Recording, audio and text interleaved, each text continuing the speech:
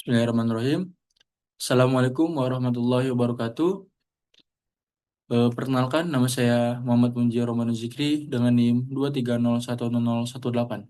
Di sini saya akan mempresentasikan tentang oil and gas hydraulic drilling fluid. Apa sih yang dimaksud dengan hydraulic drilling fluid itu? Sistem hidrolik adalah teknologi yang menggunakan tekanan fluida untuk menghasilkan atau mengendalikan dan mentransmisikan daya. Sistem ini berfungsi berdasarkan prinsip Pascal, yang menyatakan bahwa perubahan tekanan di mana saja dalam fluida tertutup ditransmisikan secara merata ke semua area dalam fluida tersebut. Ini berarti bahwa jika tekanan diterapkan pada satu bagian dari sistem, itu akan mempengaruhi bagian lain dari sistem dengan cara yang sama.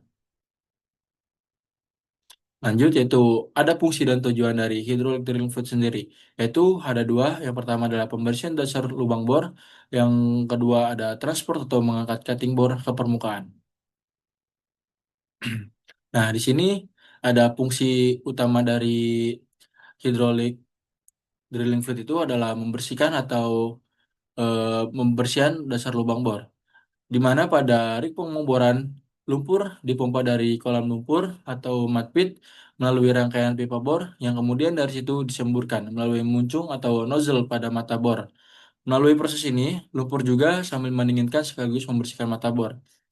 Dan di mana tujuan pembersihan lubang bor atau hole cleaning yang pertama itu adalah mencegah cutting menumpuk di lubang bor, menghindari tersangkutnya pipa bor atau stuck pipe, dan di mana terlihat pada gambar di samping, di mana dengan adanya fluida itu kita dapat membersihkan dasar lubang bor, di mana cutting-cutting atau serbuk bekas pengeboran itu terangkat oleh fluida ke atas permukaan, dan juga mencegah atas tersangkutnya pipa bor, di mana kita lihat pada gambar di samping ini, jika misalkan kita tidak menggunakan fluida tersebut atau mud, kita bisa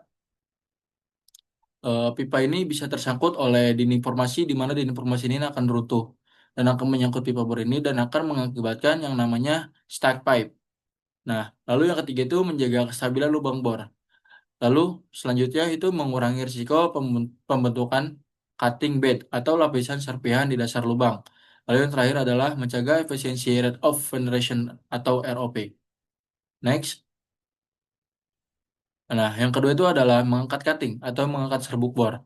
Pembersihan cutting atau serbuk bor dalam operasi pengeboran sangat penting untuk kelancaran proses dan mencegah masalah seperti pipa terjepit, seperti tadi yaitu stack pipe, atau kerusakan peralatan. Pembersihan cutting yang efektif memastikan bahwa serbuk bor diangkat dari lubang sumur secara efisien, menjaga aliran lumpur, pemboran yang optimal, dan meminimalkan risiko masalah di dalam sumur. Nah, di mana pada proses pengangkatan cutting itu sendiri, yaitu pertama kita melakukan pemilihan lumpur pengeboran, di mana lumpur pengeboran yang digunakan harus memiliki sifat-sifat yang sesuai untuk mengangkat cutting secara efektif. Sifat-sifat tersebut meliputi densitas, viskositas, dan rheologi lumpur, seperti plastic viscosity, yield point, dan yield strength. Lalu yang kedua adalah aliran lumpur. Lumpur dipompakan dari permukaan melalui pipa bor, lalu lumpur dipompakan dari permukaan melalui pipa bor, lumpur masuk dalam eh, ke permukaan melalui pipa bor itu, lalu keluar melalui mata bor atau yang disebut nozzle yang di apa lubang dari bit ini atau dari mata bor, dan naik kembali ke permukaan melalui anulus. Lalu fluida atau mud itu keluar dari apa namanya nozzle dari bit ini, keluar, lalu dia naik ke anulus ini, ke lubang anulus. Nah, lalu selama perjalanan ini, lumpur membawa cutting yang dihasilkan oleh mata bor. Jadi semut itu membawa serbuk bor atau cutting bor ini ke atas permukaan. Dan yang ketiga itu adalah pengangkatan cutting. Kecepatan aliran lumpur di anulus harus cukup untuk mengangkat cutting ke permukaan. Kecepatan ini dipengaruhi oleh laju air pompa, diameter lubang bor, dan diameter luar pipa bor. Lalu yang keempat, pemprosesan pemprosesan cutting. Di permukaan, cutting dipisahkan dari lumpur menggunakan peralatan seperti shell shaker dan digeser lumpur yang telah dipisahkan kemudian dapat digunakan kembali, sedangkan cutting diolah atau dibuang. Lanjut.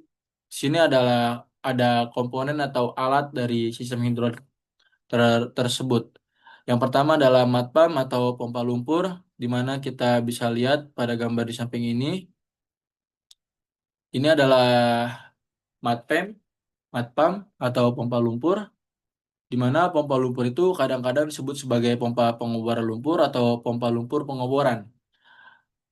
Di pompa lumpur pengoboran ini adalah pompa piston atau plunger bolak-balik yang dirancang untuk mengalirkan fluida pengoboran ke bawah tekanan tinggi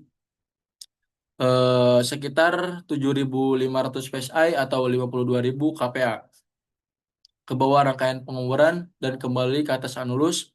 Pompa lumpur merupakan bagian penting dari peralatan yang digunakan untuk pengoboran sumur minyak. Lalu yang kedua itu adalah suction line. Suction line ini terlihat pada gambar di samping bahwa suction line ini adalah pipa yang menghubungkan antara suction tank ke pompa lumpur. Pipa ini harus dipasang selurus mungkin. Lalu lanjut ada standpipe. Standpipe sendiri ini bisa kita lihat di gambar samping ini eh, apa wujud dari standpipe ini. Standpipe ini adalah merupakan pipa baja yang ditegakkan di menara secara vertikal di samping dari derrick atau mesh untuk menghubungkan discharge lain dengan rotary hose dan gooseneck menyambung pada standpipe. Lalu ada rotary hose. Rotary hose sendiri adalah suatu selang karet bertulang anyaman baja yang lemas dan sangat kuat yang menghubungkan standpipe dengan swivel. Selang ini harus elastik untuk memungkinkan swivel bergerak bebas secara vertikal. Selang ini juga harus sangat kuat untuk tahan lama karena pekerjaannya yang sangat berat dalam memindahkan fluida pengukuran yang kasar dan bertekanan tinggi itu sekitar sampai 5.000 psi. Selang pemutar ini dapat diperoleh dengan ukuran panjang sampai kurang lebih 75 feet atau 75 kaki. Terlihat dari gambar di samping ini bentuk atau wujud dari rotary hose ini. Dan lanjut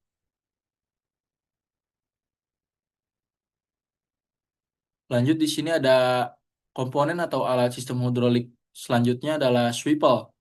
Swivel itu tersendiri adalah perangkat mekanis yang digunakan pada rig pengeboran yang tergantung langsung di bawah blok penggerak dan langsung di atas penggerakan Kelly yang memberikan kemampuan bagi Kelly untuk berputar sambil membiarkan blok penggerak tetap dalam posisi putar stationer atau eh, namun kemungkinan geraknya vertikal di atas dan ke bawah menara pengeboran. Sementara secara bersamaan memungkinkan masuknya fluida pengeboran ke dalam rangkaian pengeboran. Terlihat contoh seperti gambar di samping ini adalah swivel. Lalu Kelly. Kelly adalah komponen kunci dalam ring pengemuran minyak dan gas yang berfungsi untuk meneruskan putaran dari rotor table ke rangkaian pipa bor atau drill string, sehingga mata bor dapat berputar dan membuat lubang. Selain itu, Kelly juga berfungsi untuk menaikkan, menurunkan, dan memutar mata bor. Di mana terlihat dari gambar di samping ini, di mana ini adalah Kelly dan di bawahnya adalah rotary table.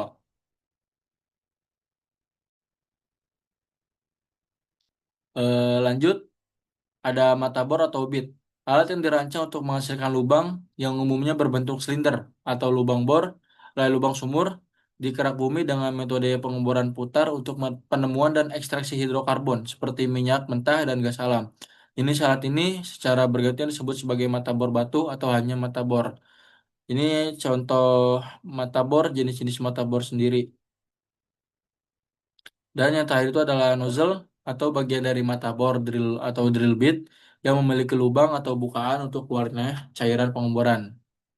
Lanjut, di sini ada pump input power atau IHP. Daya input pompa pada pengeboran atau drilling adalah tenaga yang dibutuhkan oleh pompa untuk mengalirkan fluida pengeboran melalui sistem sirkulasi di sumur pengeboran, mulai dari permukaan, turun ke lubang bor, keluar lewat nozzle bit, dan kembali keluar ke permukaan kembali.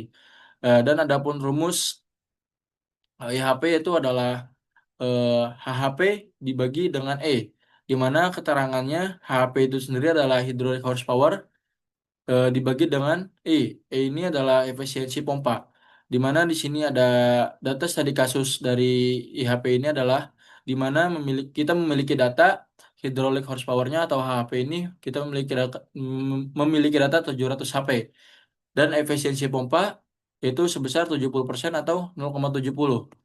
Nah, di sini pompa dalam kondisi cukup baik namun sudah beberapa tahun digunakan. Dan cara penyelesaiannya yaitu kita masukkan rumus yang tadi di mana IHP sama dengan HHP dikurangi dengan E.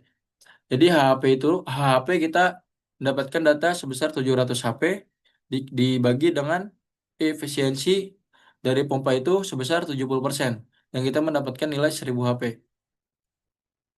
Lanjut. Nah, di sini kita ada hydraulic horsepower atau HHP di mana tenaga kuda hidrolik ini adalah ukuran daya yang dihasilkan oleh sistem hidrolik yang dihitung berdasarkan tekanan fluida dan laju alirannya. Ini adalah indikasi seberapa besar tenaga yang dapat ditransfer atau dihasilkan oleh sistem hidrolik untuk melakukan pekerjaan seperti mengangkat beban atau menggerakkan mesin. Eh, Rumus dari HHP ini adalah P dikali Q dibagi dengan 1714, di mana keterangannya P ini adalah pressure dan Q ini laju aliran, dan nilai 1714 ini adalah nilai ketetapan dari rumus HP tersendiri, di mana ada contoh soal yaitu tentukan dari hydraulic horsepower berikut ini. Pertama kita mendapatkan nilai dari tekanan sirkulasi atau P, pressure ini mendapatkan nilai 5500 PSI, dan Q atau laju aliran dari suatu fluid ini kita mendapatkan 700 GPM. Nah, cara penyelesaiannya itu yaitu kita memasukkan rumus yang di atas ini, di mana pressure dikali Q, di mana kita pressure ini mendapatkan nilai 5500 PSI, dikali dengan laju aliran atau Q ini kita mendapatkan sebesar 700 GPM. Lalu dibagi dengan nilai ketetapan ini sebesar 1714, dan kita mendapatkan nilai dari HHP tersebut kita mendapatkan 2246,2. Lanjut, lanjut di sini ada pressure loss in the system, di mana pressure loss in the system ini atau kehilangan tekanan dalam sistem minyak dan gas mengacu pada pengurangan tekanan pengurangan tekanan saat fluida maupun itu minyak, gas atau kombinasinya mengalir melalui jaringan pipa, peralatan dan komponen lainnya. Kehilangan ini terutama disebabkan oleh gesekan antara fluida dan dinding pipa, perubahan elevasi dan pembatasan seperti katup dan fitting. Memahami dan pengelola kehilangan tekanan sangat penting untuk menjaga operasi yang efisien dan aman dalam industri minyak dan gas. Ada pun beberapa faktor yang menyebabkannya, yaitu yang pertama adalah perubahan arah aliran atau kecepatannya, lalu yang kedua perubahan volume atau diameter pipa, misal dari pipa besar ke pipa kecil. Lalu yang ketiga ada gesekan fluida atau mud dengan komponen yang dilaluinya. Lalu yang terakhir ada perbedaan ketinggian komponen yang menyebabkan head loss. Nah, terlihat di gambar di samping ini di mana ada beberapa titik yang dapat terjadinya pressure loss. Ada di drill string, ada di lubang anulus, ada di BHA maupun di bit. Lanjut, lanjut kita ke properti lumpur bor. Lumpur bor ini mempunyai berat jenis tinggi dan mempertinggi kehilangan tekanan pada sistem dan membutuhkan tenaga lebih banyak untuk pemompaan sejumlah volume dibandingkan dengan lumpur yang berat jenisnya ringan. Di mana di sini ada rumus yaitu corrected Madwick di atau pressure loss sama dengan actual Madwick dibagi dengan Madwick from table. Nah, di mana lumpur bor itu memiliki sifat yaitu yang pertama adalah densitas atau weight. Nah, densitas sendiri ini diukur dalam ppg atau pound per gallon. Umumnya itu senilai atau sebesar 8,5 sampai 12 ppg untuk stabilitas lubang. Dan yang kedua itu ada viskositas plastik. Resistansi terhadap aliran normalnya itu 5 sampai 25 cp.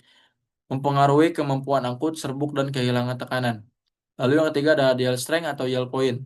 Kemampuan lumpur menahan cutting dalam suspensi saat sirkulasi berhenti. Lalu yang terakhir adalah filtrate loss, mengontrol seberapa banyak cairan masuk ke formasi. Lanjut. Nah, di sini ada BHP atau bit hydraulic horsepower. Total energi yang digunakan pada bit untuk membersihkan lubang efektif hidrolik program adalah 50% sampai 75%. Dari total HAP pompa lumpur sebaiknya tersedia dan digunakan untuk pahat. Adapun rumusnya itu rumus dari BHP ini PB dikali Q dibagi dengan nilai 1714 dengan keterangan PB itu adalah pressure at the bit dan Q ini adalah laju aliran lumpur dan nilai 1714 ini adalah nilai ketetapan dari rumus dan ada di mana PB adalah pressure yang tersedia dari pompa yang pressure-nya loss. Lanjut. Nah, di mana kita juga dalam pengoboran itu ada pemilihan nozzle. Nah, nozzle nozzle ini adalah nozzle bit ini dalam konteks pengoboran adalah bagian dari mata bor yang memiliki lubang atau bukaan untuk keluarnya cairan pengoboran. Nozzle ini berperan penting dalam proses pengoboran dengan mengatur arah dan karakteristik aliran fluida serta meningkatkan kecepatan aliran fluida yang keluar. Berikut beberapa peran penting nozzle bit dalam pengoboran. Yang pertama adalah pembersihan dasar lubang. Nozzle bit menyemburkan lumpur pengeboran dengan tekanan tinggi yang membantu membersihkan potongan batuan yang dihasilkan oleh mata bor dari dasar lubang. Lalu yang kedua adalah pendinginan mata bor. Aliran lumpur yang keluar dari nozzle juga berfungsi untuk mendinginkan mata bor. Lalu yang ketiga meningkatkan laju pengeboran atau ROP dengan membersihkan dasar lubang dan mendinginkan mata bor. Nozzle bit membantu meningkatkan laju pengeboran atau rate of generation atau ROP. Lalu yang keempat ada mencegah bit bailing. Bit bailing ini adalah kondisi ketika potongan batuan menempel pada mata bor, menghambat kemampuannya untuk memotong batuan. Lalu yang terakhir adalah meningkatkan efisiensi hidrolika. Nozzle bit membantu meningkatkan efisiensi hidrolika, sistem pengeboran, dan mengarahkan aliran lumpur secara efektif. Nozzle bit memastikan bahwa energi yang dihasilkan oleh pompa lumpur digunakan secara optimal untuk membersihkan dasar lubang dan mengendingkan mata bor. Nah, dilihat dari video di samping ini kita lihat secara bersama. Kemudian adalah contoh apa namanya pemboran. Ini adalah bit, dan ini adalah nozzle. Nah, dari mana ini adalah serbuk bor atau cutting ini terangkat oleh fluida. Nah, ini adalah nozzle bit atau bagian dari mata bor yang memiliki lubang atau bukaan untuk untuk keluarnya suatu fluida atau mud atau lumpur.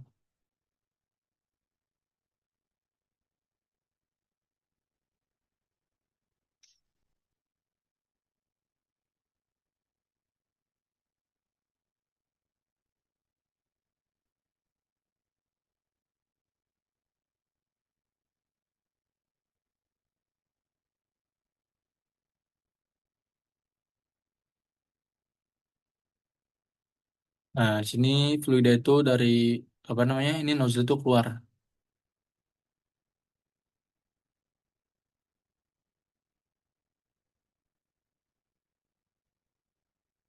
Ini menembus apa dinding formasi.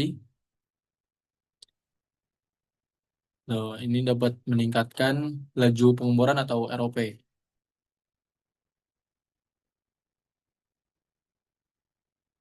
Mungkin sekian. Lanjut. Di sini ada dua faktor yang mempengaruhi perencanaan nozzle velocity. Antara lain itu adalah kapasitas pompa atau GPM dan ukuran nozzle-nya. Ukuran nozzle dalam 32 per 32 per setiap 1 inch. Misalnya itu 8 per 32 atau 9 per 32. Lanjut. Nah, di sini ada beberapa jenis-jenis nozzle yang saya ketahui, itu pertama itu nozzle konvergen. Nozzle ini memiliki bentuk yang menyempit di bagian keluarannya yang berfungsi untuk meningkatkan kecepatan fluida saat keluar. Yang kedua, nozzle divergen. Nozzle ini memiliki bentuk melebar di bagian keluarannya yang berfungsi untuk mengurangi kecepatan fluida dan meningkatkan ketekanan. Nozzle konvergen dan divergen. Nozzle ini menggabungkan kedua fungsi nozzle konvergen dan divergen. Biasanya digunakan untuk aplikasi yang membutuhkan kecepatan dan tekanan fluida yang bervariasi. Eh, untuk yang melebar di bagian keluarannya yang berfungsi untuk mengurangi kecepatan fluida dan meningkatkan tekanan. Lalu yang terakhir ada nozzle single fluid dan two fluid.